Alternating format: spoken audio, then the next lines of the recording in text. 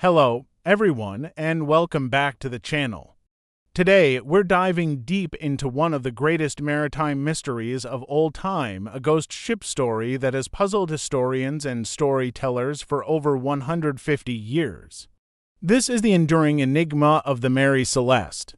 Our story begins on a cold November day in 1872. The Mary Celeste, a sturdy two-masted brigantine, set sail from New York City bound for Genoa, Italy. On board was Captain Benjamin Briggs, a respected seaman, his wife Sarah, their 2-year-old daughter Sophia, and a crew of 7 experienced sailors.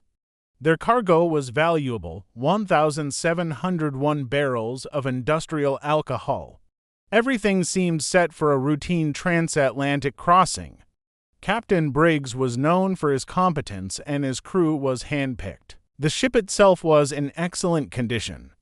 There was absolutely no reason to suspect this voyage would be anything other than ordinary, but it would become their last. Almost a month later, on December 5, 1872, another ship, the Dei Gratia, was sailing through the Atlantic somewhere between the Azores and Portugal. Its captain, David Morehouse, knew Captain Briggs and was surprised to see the Mary Celeste on his charts. As they drew closer, something felt deeply wrong.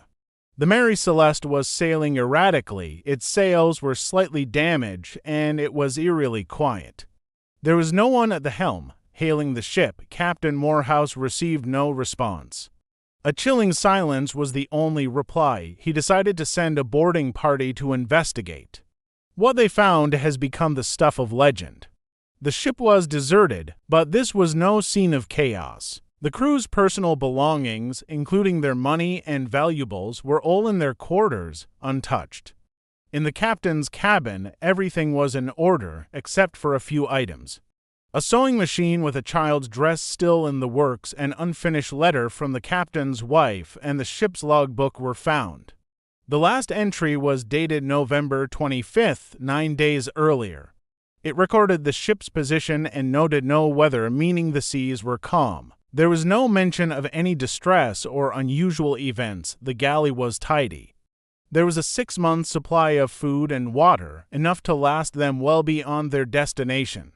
The cargo hold was even more baffling. The 1,701 barrels of industrial alcohol were almost entirely intact.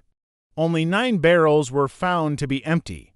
This detail has fueled countless theories, but we'll get to that in a moment. One of the ship's pumps had been disassembled, and there was about 3.5 feet of water in the hold, but this wasn't considered a critical amount for a ship of its size. Critically, the ship's single lifeboat was missing. This seemed to be the only clue as to how Captain Briggs, his family, and the crew had left the ship, but why? The boarding party from the Dei Gratia sailed the Mary Celeste to Gibraltar, where a formal inquiry was launched.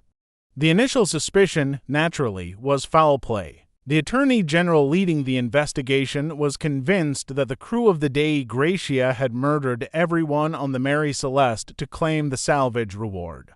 He pointed 2 small, suspicious stains on the deck that looked like blood and a sword that had a reddish tinge. However, upon closer examination, the stains were found to be rust, and the blood on the sword was also just rust.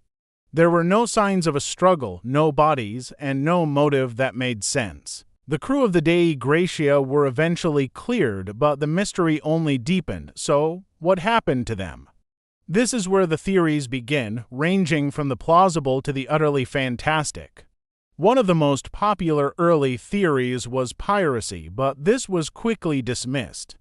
Pirates would have undoubtedly plundered the valuable cargo and the crew's personal belongings.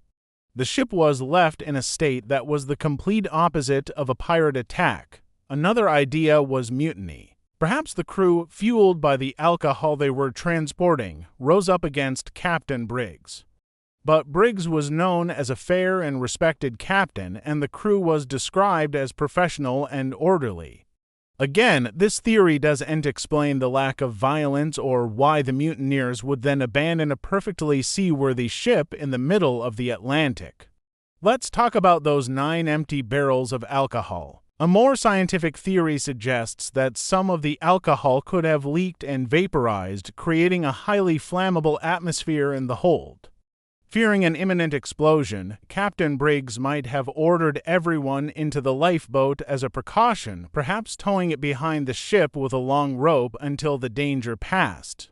A sudden squall or a snapped tow line could have separated them from the Mary Celeste, leaving them stranded in the vast ocean. This theory is compelling because it explains the abandoned ship and the missing lifeboat without resorting to violence. The disassembled pump could also fit here. Perhaps they were trying to deal with the leak before deciding to abandon ship. Then there are the more imaginative explanations. Giant squid attacks, paranormal encounters, even alien abduction have all been proposed over the years.